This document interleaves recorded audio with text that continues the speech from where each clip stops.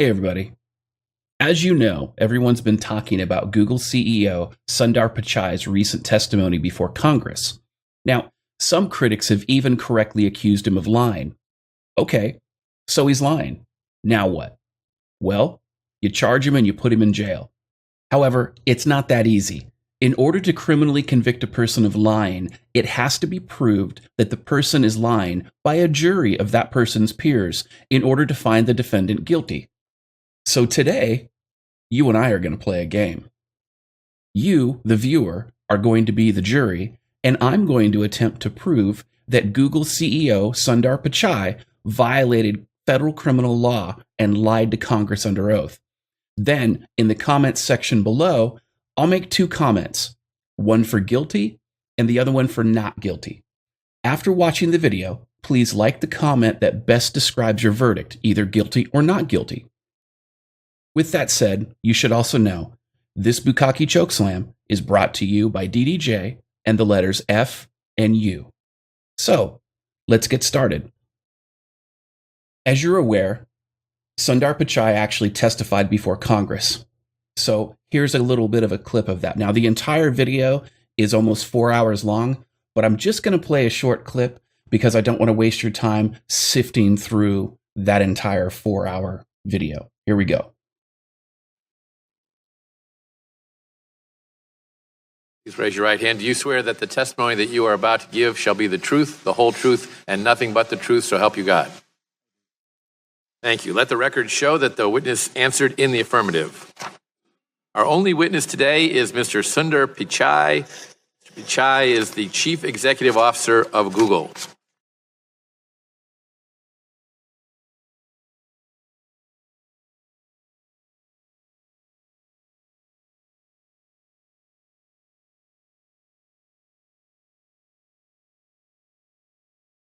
I lead this company without political bias and work to ensure that our products continue to operate that way. I lead this company without political bias and work to ensure that our products continue to operate that way. Okay, so basically that is the beginning of his statement. Now, he actually testified to this in a letter to Congress, but he also actually read that entire letter into the record. And as you saw from the video, he actually took an oath. So basically, he testified under penalty of perjury that what he was saying is true. However, there's a concern here, and I'd like to present to you my first exhibit, Exhibit A. And that is, Breitbart actually reported about a leaked video that stunned the media. And basically, in their video, they go through, and it's an hour-long video clip of what happened shortly after the 2016 election. Journalists, media executives, and political figures reacted Wednesday afternoon to a Breitbart News report revealing leaked footage of Google's first all-hands meeting following the 2016 presidential election, in which the executives of the Silicon Valley giant expressed disillusionment with President Donald Trump's victory. Okay, so with that in mind, let's go ahead and play a short clip of that TGIF meeting. And again, remember, some people feel as though this video demonstrates political bias. So let's take a look at that real quick, okay? And we'll go from there. Here we go. Okay, folks, I know this is probably not the most joyous TGIF we have had. Let's face it, most people here are pretty upset and pretty sad for because of the election.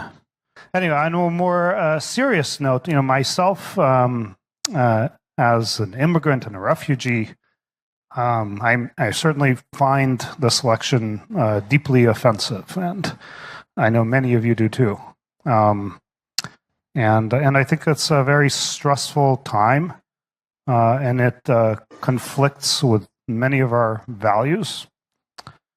I think it's a good time to reflect on that, and we're gonna hopefully share some thoughts today.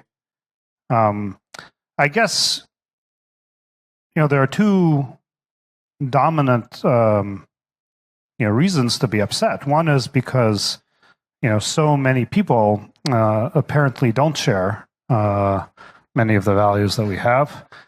I guess we've known that for many months now. It's not like election terms, whether it was like 47.2% or 48.2% or whatever it was.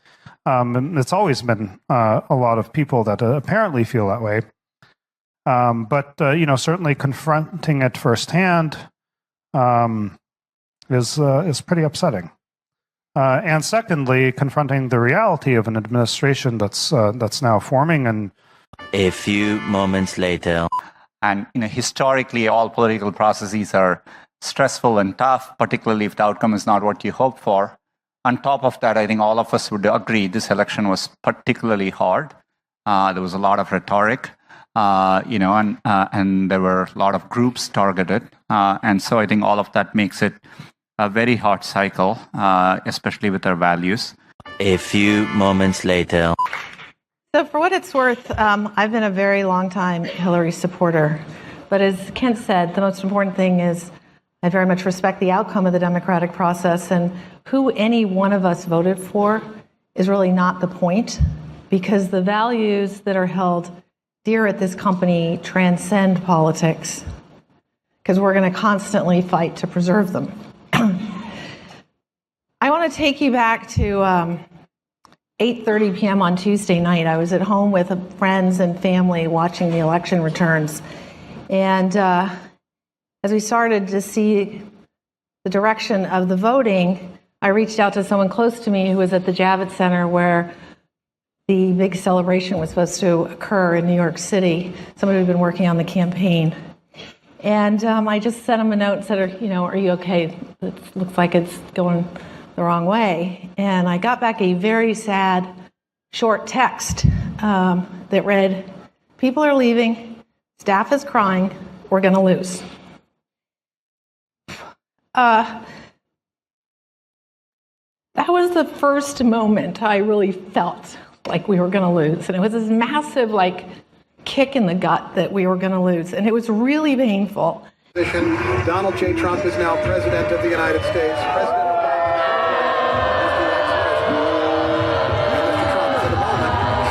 What a great honor to be able to introduce for the first time ever anywhere the 45th President of the United States of America.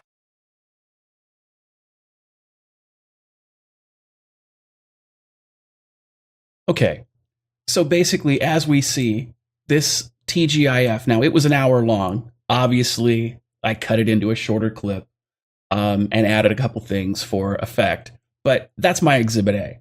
But let's even go a step farther than that, and let's talk about the political bias of Google with Exhibit B. Now, in March, the Daily Caller, okay, they reported in their article, SPLC confirms they're helping police videos on YouTube.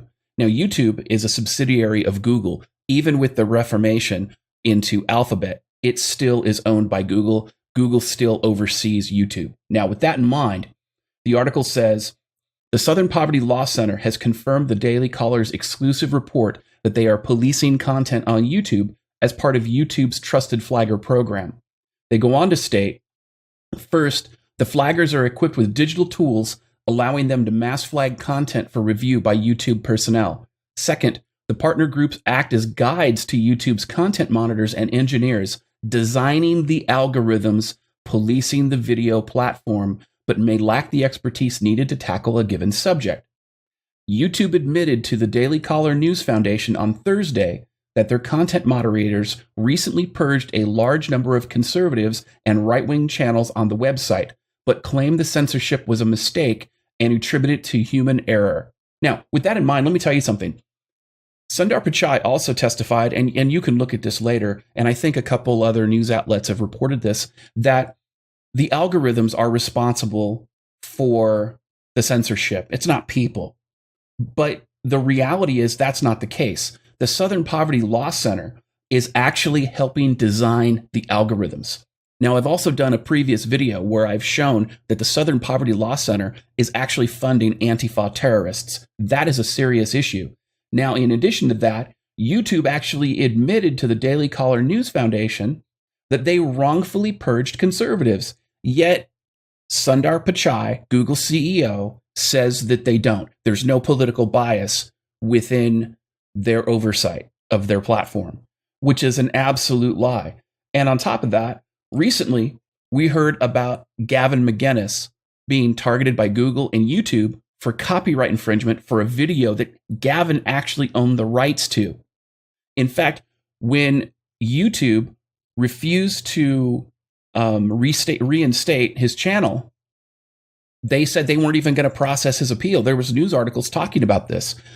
It was only after people like me, Styx Hexenhammer, and others brought this to the public's attention that Google actually backed down. But there's also a little bit of a takeaway from that. And by the way, that's Exhibit C, that video that I did, and that story about Gavin McInnes owning the copyright and Google fraudulently false flagging him and banning his channel. The takeaway is this.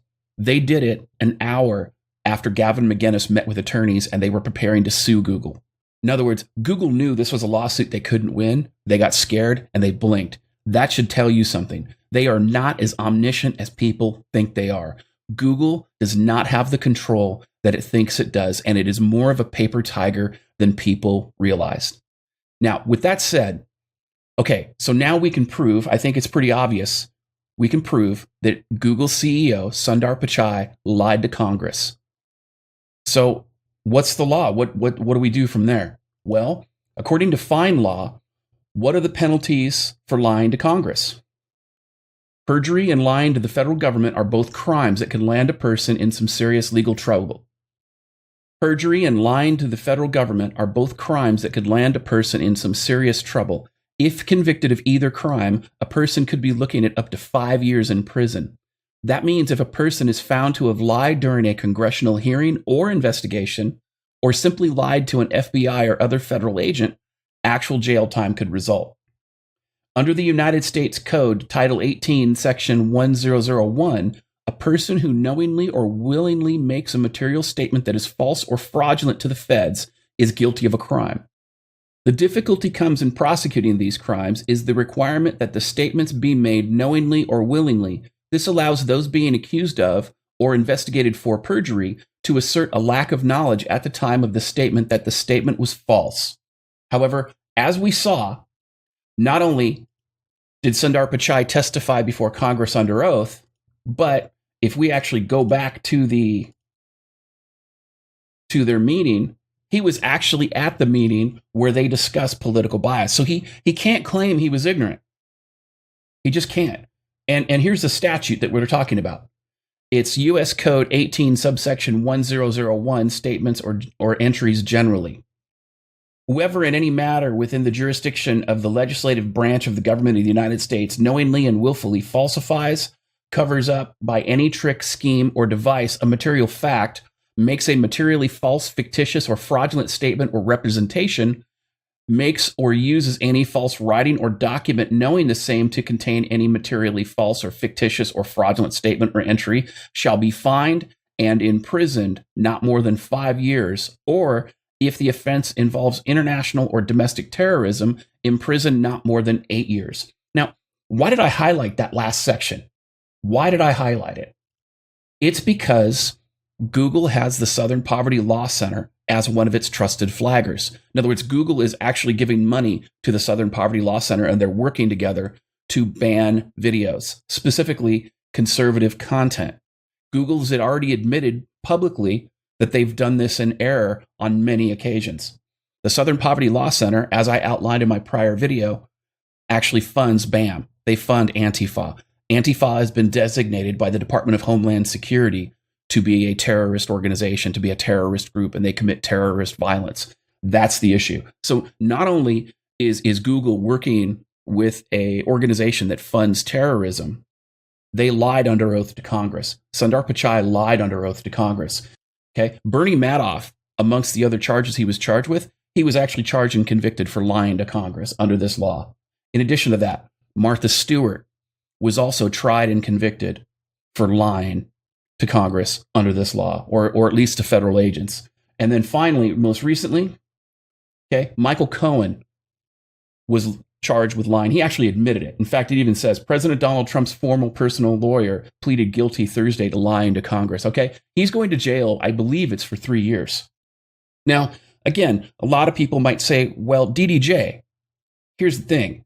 When it comes to this, these are all complex areas of law. How do we hold these people accountable? Well, that's actually easy. Even if you're a brand new attorney, you have help. The Congressional Research Service actually published a document on false statements that provides the roadmap to what is needed to convict under the false statements law. It's so basic that even a new attorney could do it. Here it is. It was published on May 11th, 2018 by Charles Doyle, a senior specialist in American public law. It's the false statements and perjury, an overview of federal criminal law. Now, it's 24 pages. A link to this document will be in the description in case anybody with any legal knowledge wants to review it. I've read it. It's a great document. It provides a lot of things. Let me just kind of go over a couple things real quick. If you want to read it in its entirety, go for it. Like I said, it's a very short read. It's only 24 pages. But the false statements is actually covered in the very first part. It talks about the elements. It talks about the jurisdiction, what knowingly and willfully means, what materiality means, what about concealment, false statements, and false writings. And then it goes into perjury. And it goes into perjury in a judicial context. In other words, perjury if you're in before a court. So anybody can actually read this and look at it. It's very easy to understand with anybody, even with a base level of legal knowledge. So there's no excuse for Congress or the Department of Justice or anybody in power with the authority to criminally charge Google CEO Sundar Pichai. There's no reason not to. Okay? When it comes to this sort of thing, all it requires is the will. Because the reality is, Google CEO Sundar Pichai lied to Congress while under oath. He absolutely did. And let's kind of take a look at that for a second. I mean, when I talked about this, I talked about this whole idea of him lying under oath. Let's kind of review that for a second. Okay, here's the congressional testimony.